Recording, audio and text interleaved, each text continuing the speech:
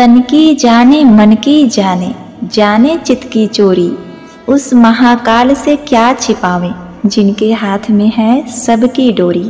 ओम नमः शिवाय, जय भोलेनाथ। प्रिय भक्तों, आज मार्गशीर्ष माह कृष्ण पक्ष की सप्तमी तिथि है और आज मार्गशीर्ष माह का दूसरा सोमवार का व्रत है। तो प्रिय भक्तगणों, आज हम भोलेनाथ और माता पार्वती की बहुत ही दुर्लभ तथा पौराणिक कथा का श्रवण करेंगे। शास्त्रों के अनुसार कहा जाता है कि कोई भी व्यक्ति मार्गशीर्ष माह के सोमवार की कथा को श्रवण करता है तो उसे भगवान शिव सहित कृष्ण भगवान अन्नपूर्णा माता की कृपा से मनोवांछित फल की प्राप्ति होती है। जो भी भक्त पूरे सच्चे मन से पूरी कथा श्रवण करता है उसके सभी कष्ट दूर हो जाते हैं, घर में सुख शांति समृद्धि आती है।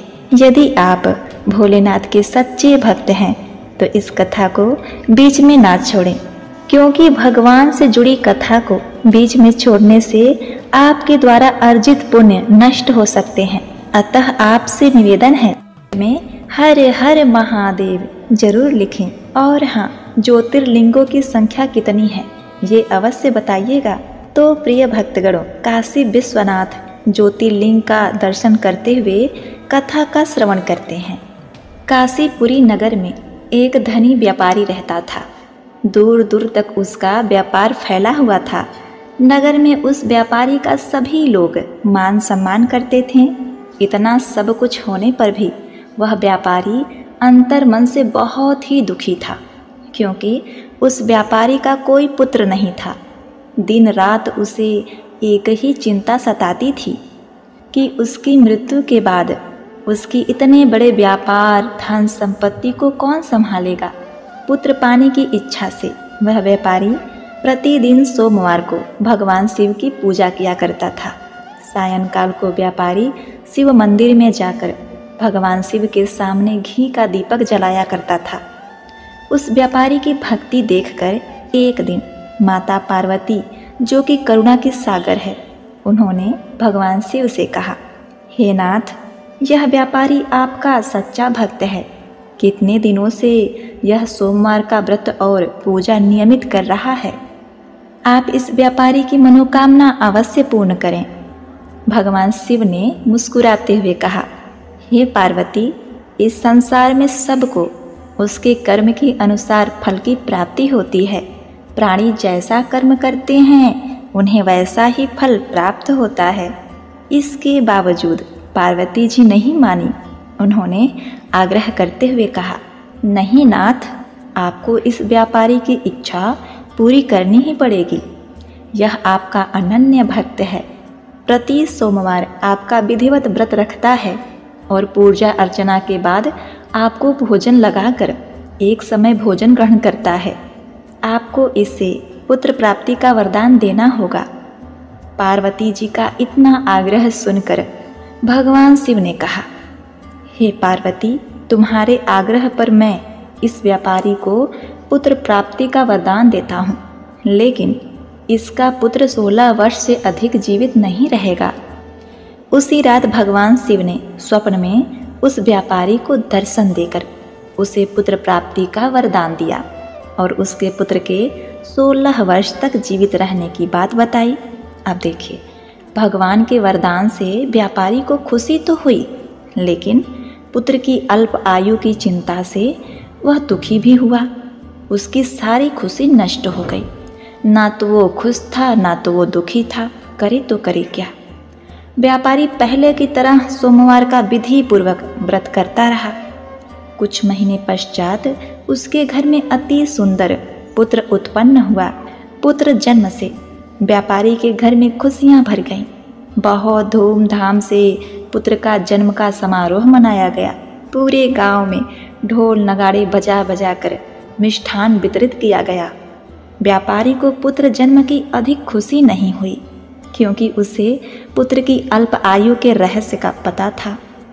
यह रहस्य घर में किसी को मालूम नहीं था। विद्वान ब्राह्मण ने उस पुत्र का नाम मोहन रखा। अब मोहन 12 वर्ष का हुआ तो शिक्षा के लिए उसे वाराणसी भेजने का निश्चय हुआ। व्यापारी ने मोहन के मामा दीपचंद्र को बुलाया और कहा कि मोहन को शिक्षा प्राप्त करने के लिए वाराणसी छोड़ आओ। मोहन अपने मामा के साथ शिक्षा प्राप्त करने के लिए चल दिया। रास्ते में जहाँ भी मोहन और उसके मामा रात्रि विश्राम के लिए ठहरते, वहीं पर यज्ञ करते और ब्राह्मणों को भोजन कराते। अब देखिए, लंबी यात्रा के बाद मोहन और उसके मामा एक नगर में पहुँचे। उस नगर के राजा की एक कन्या थी। उस कन्या के विवाह की खुशी में पूरे नगर को सजाया गया था। निश्चित समय पर बारात आ गई, लेकिन जो दूल्हा था उसी समय उसे मिर्गी के दौरे पड़ने लगे। वह अचेत हो गया। यह देखकर दूल्हे के पिता को बहुत चिंता हुई। उसे इस बात का भय सता रहा था कि राजा को इस बात का पता चला कि उसके पुत्र को मिर्गी के दौरे पड़ते हैं, तो कहीं यह विवाह टूट न जाए, राजा विवाह करने से इनकार न कर दें, इससे उसकी बदनामी होगी। वर के पिता ने मोहन को देखा तो उसके मस्तिष्क में एक विचार आया। उसने सोचा, क्यों न इस लड़के को दूल्हा बनाकर राजकुमारी से विवाह करा दूं। विवाह के बाद इसको धन देकर विदा कर दूंगा और राजकुमारी को अपने नगर ले जाऊंगा। अब देखिए, वर के पिता ने इसी संबंध में मोहन और दीपचंद्र से बात की। दीपचंद्र ने धन मिलने के लालच में वर के पिता की बात स्वीकार कर ली। मोहन को दूल्हे के वस्त्र पहनाकर राजकुमारी चंद्रिका से विवाह करा दिया गया। राजा ने बहुत सा धन देकर राजकुमारी को विदा किया। मोहन जब लौट रहा था तो सच छिपा नहीं सका, क्योंकि वह बहुत ही सच्चे दिल का इंसान था। उसे बहुत ही दुख हो रहा था कि वह एक स्त्री को धोखा दे रहा है, और उसने राजकुमारी की ओढ़नी पर लिख दिया। उसने लिखा, राजकुमारी चंद्रिका, तुम्हारा विवाह तो मेरे साथ हुआ था। मैं तो वाराणसी में शिक्षा प्राप्त करने जा रहा हूँ। मेरा नाम मोहन है और मैं काशीपुरी नगर का रहने वाला हूँ।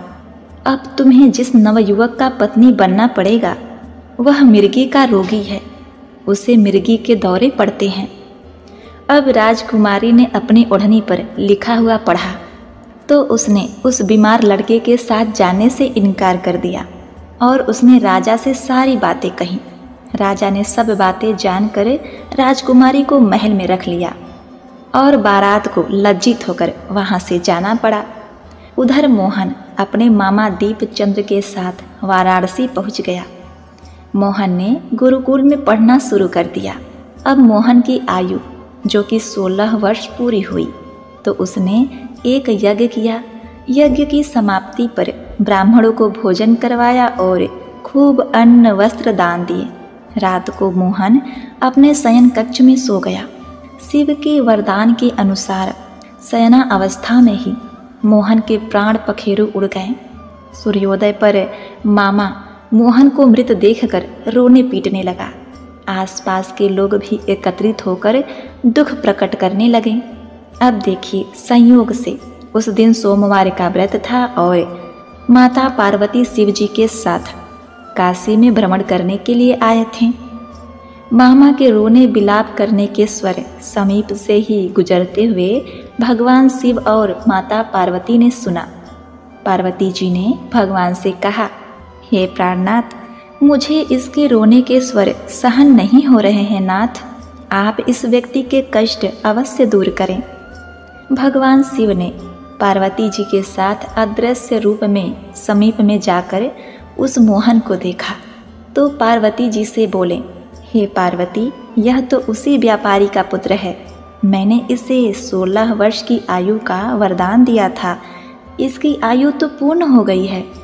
पार्वती जी ने फिर भगवान शिव से निवेदन किया, हे प्राणनाथ, आप इस लड़के को जीवित करें, नहीं तो इसके माता पिता पुत्र की मृत्यु के कारण रो रो कर अपने प्राणों का त्याग कर देंगे नाथ।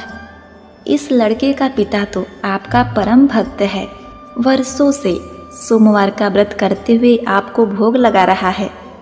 पार्वती जी के आग्रह पर भगवान शिव ने उस लड़के को जीवित होने का वरदान दे दिया।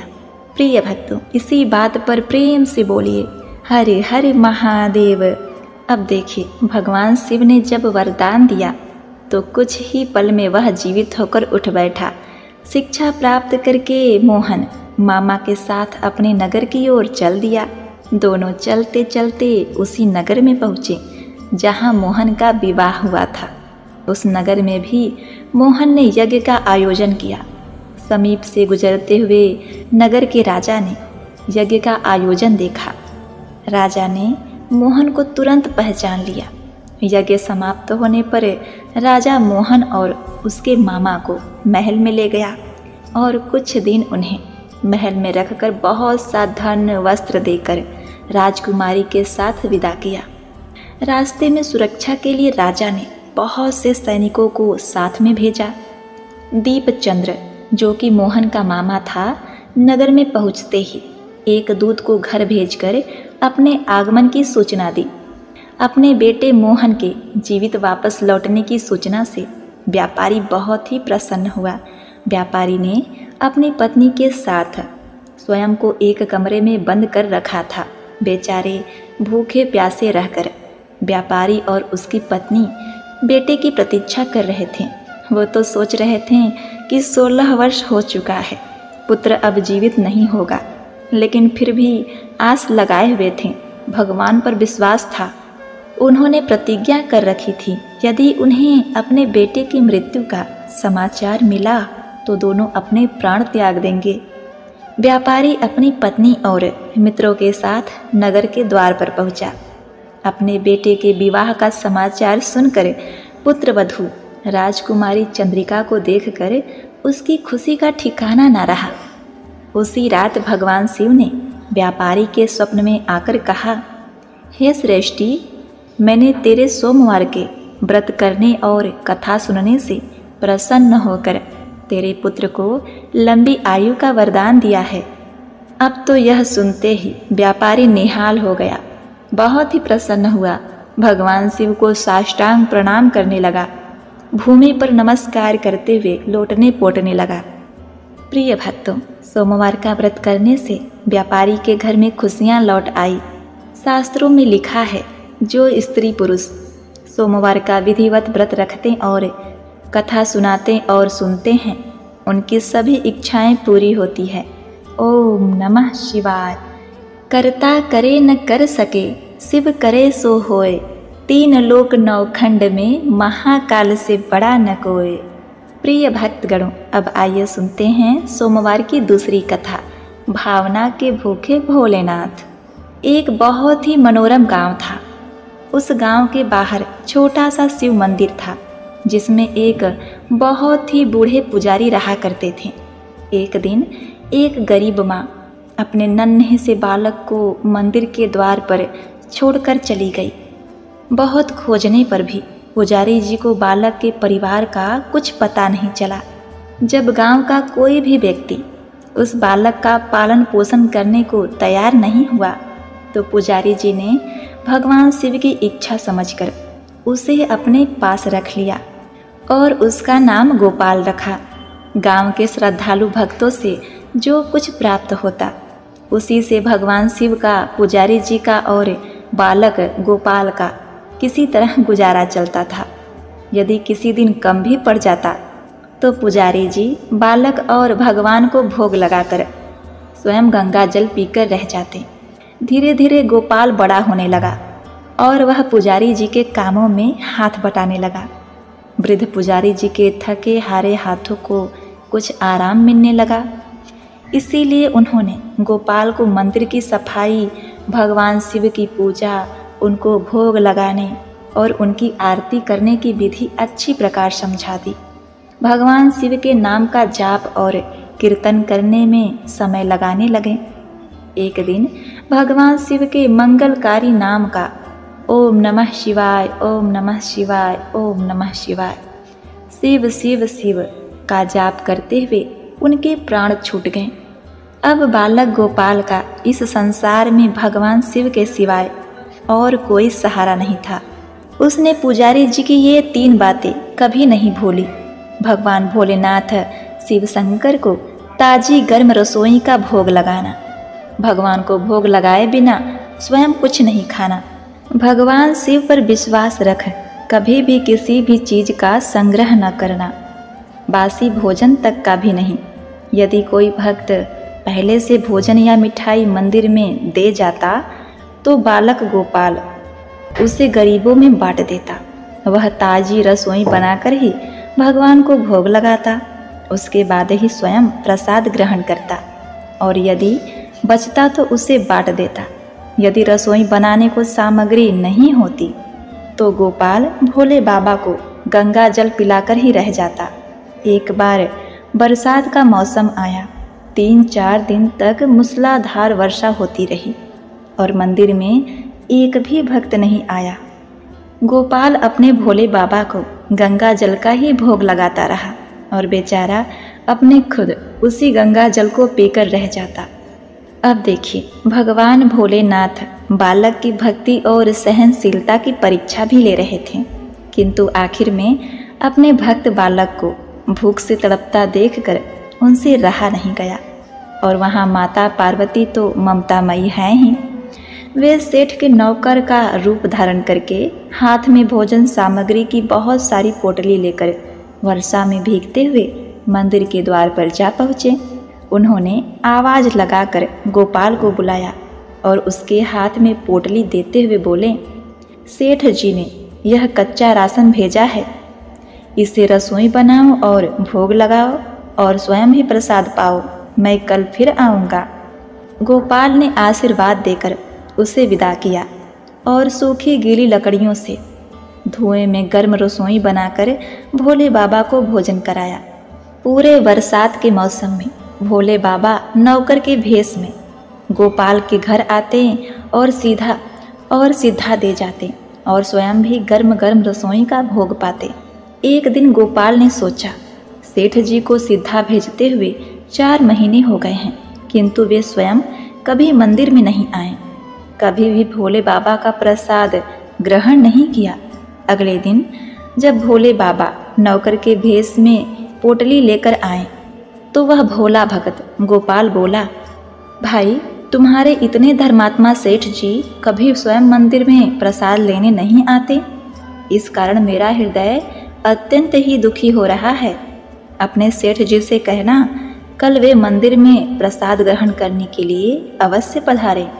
यह सुनकर नौकर बने भगवान शिव चौंक कर घबरा गए और बोले, अरे अरे पुजारी जी, सेठ जी मेरे द्वारा आपको सीधा भेजते हैं ना, आपको राशन तो भेजते हैं, आप इससे पकवान बनाइए, भोले बाबा को भोग लगाइए और स्वयं भी प्रसाद खाइए।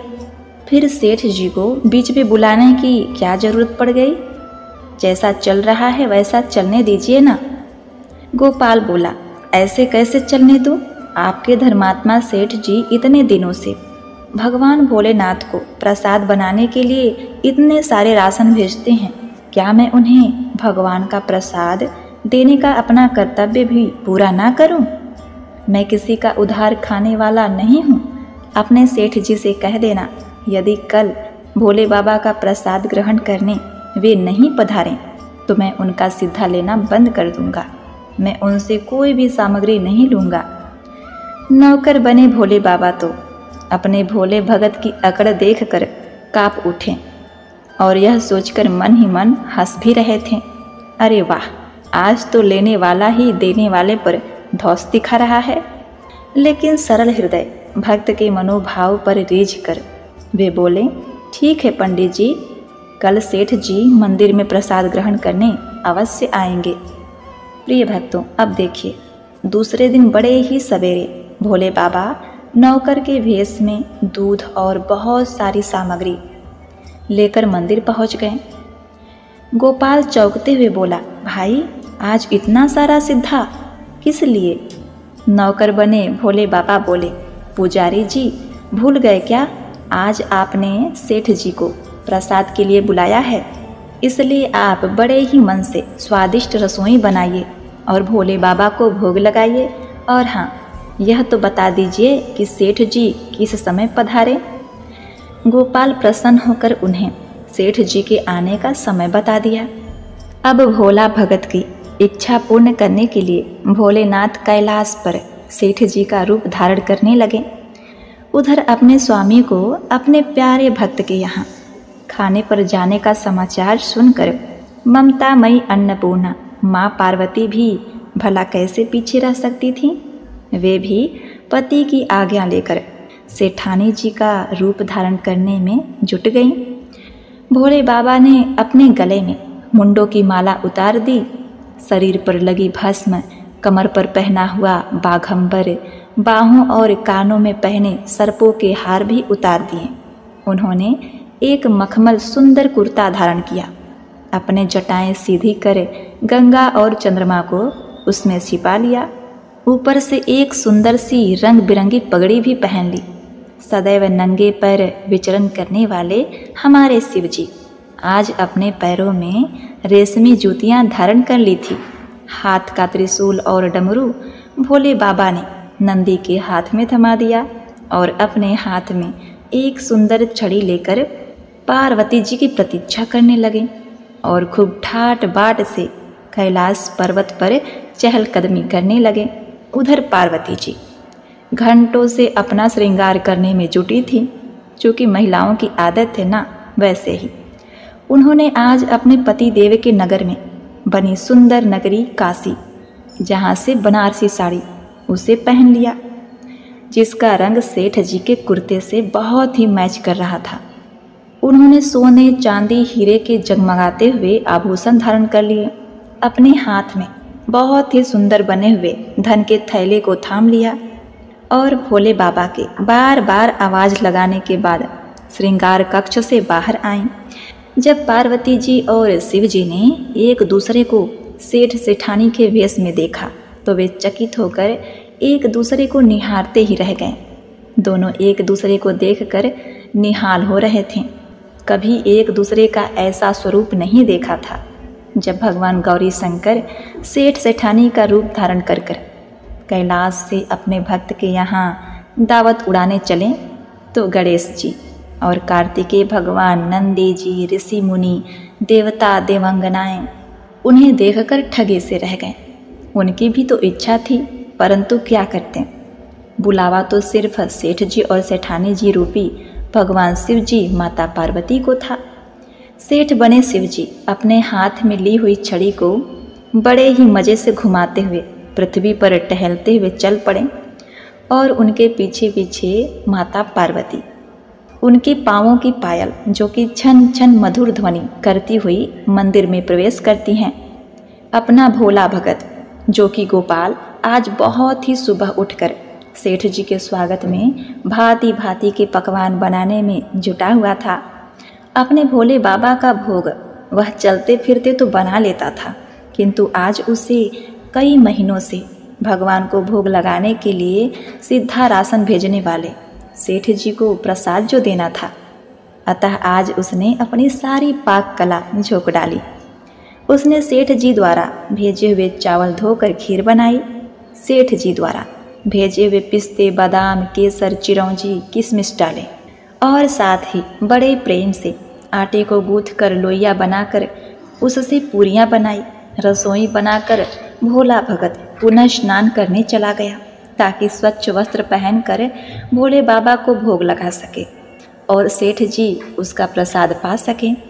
जब भोला भगत गोपाल स्नान करके लौटा तो देखा सेठ जी प्रसाद ग्रहण करने के लिए स्वयं तो आए ही हैं, संग में अपनी सेठानी जी को भी लाए हैं।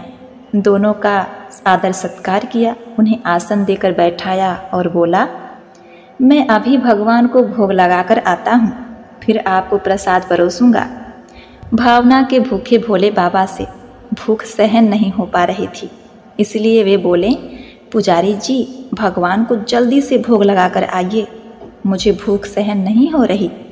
भोला भगत गोपाल बोला, सेठ जी भूख तो मुझे भी बड़ी जोर से लगी है, किंतु मैं अपनी भूख के कारण अपने भगवान को भोग लगाना थोड़े ही भूलता। यदि दुनिया के सारे लोग इसी तरह अपनी भूख के लिए भगवान को भोग लगाना भूल जाएं, तो भगवान तो भूखे ही रह जाएंगे।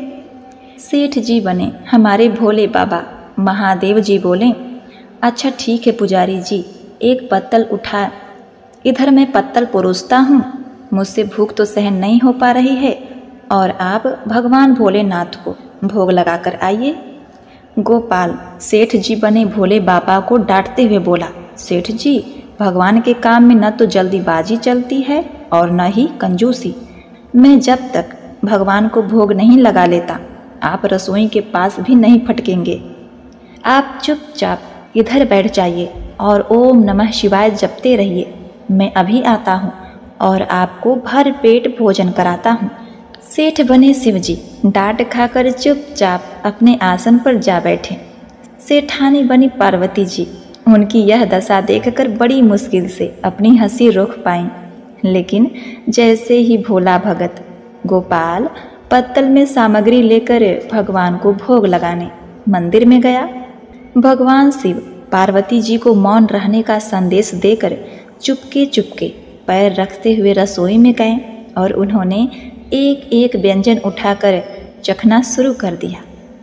भोले बाबा तो प्रसाद को चखते ही चौंक गए।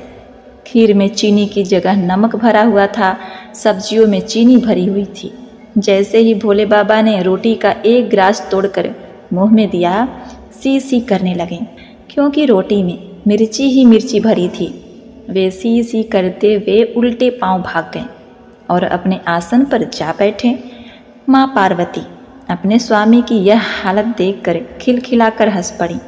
इससे पहले कि भगवान शिव जी पार्वती जी के सामने कुछ सफाई दे पाते, गोपाल ओम नमः शिवाय ओम नमः शिवाय मंत्र का जाप करते हुए आ पहुँचा। उसने भोजन को रसोई में से निकाल कर गंगा जल छिड़क कर प्रसाद मिलाकर पवित्र बना डाला और फिर सेठ जी के सामने पत्तल परोसकर हाथ जोड़कर बोला, सेठ जी, अब आप जी भरकर प्रसाद पाइए।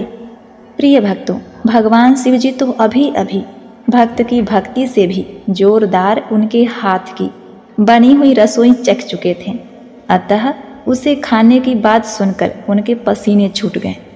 कभी वे गोपाल का मुंह देखते और कभी माता पार्वती को देखने लगते। गोपाल को सेठ जी की ढील बर्दाश्त नहीं हुई और बोला, सेठ जी, अब आपको क्या हो गया? अभी अभी तो इतने उतावले थे, आपको भूख लगी थी, अब आप भोजन क्यों नहीं करते? अगर आप भोजन ग्रहण करेंगे तभी तो माताजी प्रसाद ग्रहण करेंगी और फिर मैं पाऊंगा। गोपाल की ललकार सुनकर भोले बाबा ने चुपचाप खीर का कुल्हड़ उठाया और सारी नमकीन खीर गटागट पी गए। कुल्हड़ खाली होने की देर थी कि वह भोला भगत गोपाल ने उसे झट से भर दिया। अपने प्रिय भक्त के हाथों से परोसे हुए भोग में भगवान को आज 2 गुना स्वाद लगने लगा। जगत जननी माता पार्वती भक्त और भगवान दोनों के प्रेम को देखकर मंत्रमुग्ध होती रही। जब सारी रसोई समाप्त हो गई तो भगवान ने एक जोरदार की डकार ली। भोला को होश आया और बोला, सेठ जी, वाह, मैं ही बावला था जो इतनी थोड़ी सी रसोई बनाई है। अरे, मुझे पता होता कि आपको प्रसाद ग्रहण करना इतना अच्छा लगता है तो मैं और ज़्यादा रसोई बनाता। भगवान शिव अपने पेट पर हाथ फेरते हुए सेठानी बनी पार्वती जी की ओर मुस्कुराते हुए बोले, पुजारी जी, मैं इतना रोज कहाँ खाता हूँ, किंतु आज प्रसाद इतना स्वादिष्ट बना था कि अपने पर वश ही नहीं कर सका और खाता ही चला गया। किंतु तभी गोपाल रुआंसा होकर बोला, सेठ जी, अब तो आपने ठीक नहीं किया। माताजी तो भूखी ही रह गईं, वे क्या खाएंगी? ममतामयी पार्वती जी ने उस भोले भक्त गोपाल को रुआंसा देखकर उन्होंने बची हुई खीर की 4 बूंदें अपने कंठ में डाल ली। भोले बाबा द्वारा भोग लगाने से प्रसाद में अलौकिक तेज और स्वाद भर गया था। ऐसी सुगंध और मीठी खीर चखकर जगत जननी तृप्त हो गई और उनके तृप्त होते ही सृष्टि का प्रत्येक प्राणी तृप्त हो गया। भोला भगत गोपाल बोला, सेठ जी, आपने और माताजी ने प्रसाद तो ग्रहण कर लिया, इससे मुझे बहुत ही संतोष हुआ। समझ लीजिए कि आप दोनों द्वारा प्रसाद ग्रहण करने से मेरा भी पेट भर गया। मेरी तो वैसे भी महीने में 4-4 एकादशी हो जाती है, किंतु मैं भी एक दाना ले ही लेता हूँ, जिससे कि भगवान के प्रसाद का अनादर न हो। यह कहकर जैसे ही गोपाल ने खीर के पात्र में लगा चावल का एक दाना उठाकर अपने कंठ में डाला, उसकी जन्म जन्मांतर की भूख प्यास मिट गई और समस्त वासनाओं और इच्छाओं की तृप्ति हो गई। उसके ज्ञान के नेत्र खुल गए और उसने देखा उसके सामने त्रिलोकनाथ भगवान शंकर और जगत जननी पार्वती जी आशीर्वाद मुद्रा में मुस्कुराते हुए खड़े हैं। गोपाल दौड़कर उनके चरणों में लौटता गया और भक्तिपूर्वक अपनी अश्रुधारा बहाता गया। एक बार प्रेम से बोलिए, जय भोलेनाथ, ओम नमः शिवाय। हे भगवान शिव शंकर, जिस प्रकार आपने अपने उस भोले भक्त को दिया, उसे दर्शन दिया, उसे कृतार्थ किया, वैसे ही अपने सभी भक्तों को करना। कहानी सुनने वाले, पढ़ने वाले और हुंकारा भरने वाले सबका कल्याण करना। ओम नमः शिवाय। जय माता जगत जननी, जय पार्वती माँ।